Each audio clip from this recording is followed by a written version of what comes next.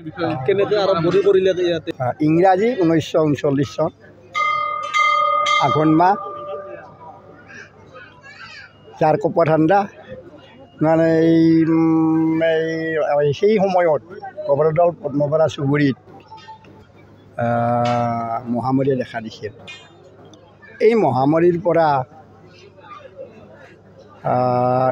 মহামাৰীয়ে এনেকৈ যে প্ৰবল ৰূপ ধাৰণ কৰিছিল, প্ৰতিদিনে একোজন মানুহ মৰিছিল আৰু প্ৰবল ৰূপ ধাৰণ কৰাৰ পিছত একেদিনা 3জন মানুহৰ মৃত্যু হৈছিল।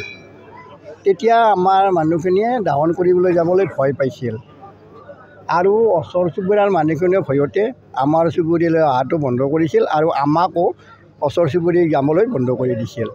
সেই সময়ত আমাৰ বয়োজ্যেষ্ঠ লোকসকলে এই মহামাৰীৰ পৰা পৰিত্ৰাণ পাবলৈ একগোট হৈ আলোচনা কৰি তামোল পাণ শৰাইৰে মহামায়াক পূজা এভাগ আগবঢ়াবলৈ তেখেতসকলে মানস কৰিছিল। সেই মৰ্মে দেৱী সন্তুষ্ট হ'ল আৰু পিছদিনাৰ পৰাই মানুহ মৰাটো বন্ধ হৈ গ'ল। আৰু লগে লগে আমাৰ বয়োজ্যেষ্ঠ লোকসকলে পুনৰ একগোট হৈ আঘোণৰ অমাৱস্যা তিথিতে পূজাভাগ সম্পন্ন কৰিবলৈ আলোচনা কৰিলে আৰু সেই মৰ্মে পূজাভাগ সম্পন্ন কৰিলে। আৰু তেতিয়াৰ পৰাই আজি 85 বছৰে আজিলৈকে এই পূজাভাগ সুকলমে চলি আহিছে। ইয়াৰ আগতে আমি সোণালী জয়ন্তী বৰ্ষলৈকে অকল গবৰদল পদ্মপাৰা চুবুৰীৰ ৰাইজে পূজাভাগ অনুষ্ঠিত কৰিছিলোঁ। তাৰপিছত আমি সোণালী বৰ্ষৰ পিছত আমি 3 দিনীয়া বৰ্ণাঢ্য কাৰ্যসূচীৰে আমি সোণালী জয়ন্তী পালন কৰিছিলোঁ। আৰু তেতিয়াৰ পৰা আজিলৈকে 3 দিনীয়া বৰ্ণাঢ্য কাৰ্যসূচীৰে এই পূজাভাগ অনুষ্ঠিত হৈ আহিছে। আৰু ইয়াত যথেষ্ট মানুহৰ সমাগম হয়। বহু ঠাইৰ পৰা আমাৰ মানে অসমৰ বিভিন্ন ঠাইৰ পৰা ইয়াকে যাত্ৰীবিলাক আহে। আৰু আমাৰ এই দেৱালয় প্ৰথমতে আমাৰ মানে নামটো দেৱালয় নাছিল।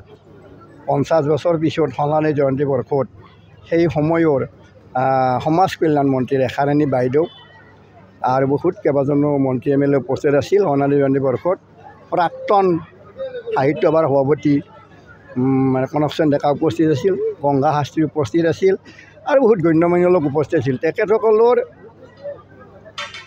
উপস্থিতিত সমাজ কল্যাণ মন্ত্ৰী ৰেখাৰাণী বাইদেৱে আমাৰ এই মানে মা কালী দেৱালয়খনৰ নামটো তেখেতে আনুষ্ঠানিকভাৱে মানে ঘোষণা কৰে। আৰু তেতিয়াৰ পৰা আজিলৈকে আমাৰ এইখন মা কালী দেৱালয় নামে পৰিচিত হৈ আহিছে।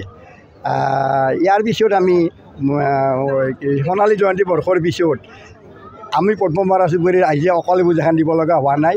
এই অঞ্চলৰ সকলো ৰাইজে আমাক সহায় কৰে বিভিন্ন ধৰণে, প্ৰতিমা, নাগৰা নাম, যাত্ৰা পাৰ্টি, টকা পইচা সকলো ধৰণে আমাক সহায় কৰি আহিছে। আৰু আমি এতিয়া বৰ্তমান এই পূজাভাগ আমাৰ পদ্মপাৰা চুবুৰীৰ নকৈ এই আঞ্চলিক ভিত্তিক আমি সাৰ্বজনীন হিচাপে আমি এই মানে পূজাভাগ অনুষ্ঠিত কৰি আহিছোঁ। পূজাৰ দিনা এই অঞ্চলৰ ৰাইজে লঘোণ দিয়ে, গোটেই গাঁৱৰ মানুহে একেলগে আমাৰ পদ্মপাৰা চুবুৰীৰ মানুহখিনি মানে যোৱা নিশা আমাৰ পূজাৰ আগনিশা তাৰমানে ভাত খায় আৰু পূজাৰ দিনটো আৰু পূজাৰ ৰাতিটো চব মানুহ লঘোণে থাকে।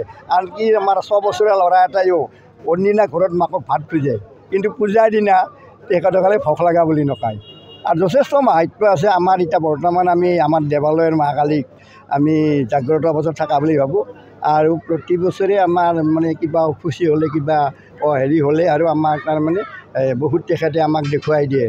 আনকি আমাৰ 5 কেজি ওজনৰ দা এখনেদি পাঠা এটা কাটাৰ পিছতো তাৰমানে কাটা নাযায়, এনেকুৱা প্ৰমাণ আমাক মাই দেখুৱাই দিছে। আৰু এবছৰ কি হৈছিলে, এটা কোমোৰা, সাধাৰণ কোমোৰা এটা খায়তেও কাটা যোৱা নাছিল। বহুত আমাৰ মানে আমাৰ দেৱালয় মা জাগ্ৰত বহুত আমাক তেখেতে আমাক হেৰি দিছিল, প্ৰমাণ দেখুৱাই দিছে। সেয়েহে আমাৰ মানুহখিনি বহুত ভক্তি সহকাৰে এই পূজাভাগ অনুষ্ঠিত আজিলৈকে কৰি আহিছোঁ। এইবাৰ 85 বছৰত ভৰি দিছে। আমি 85তম পূজা মহোৎসৱ এইবাৰ আমি পালন কৰিছোঁ।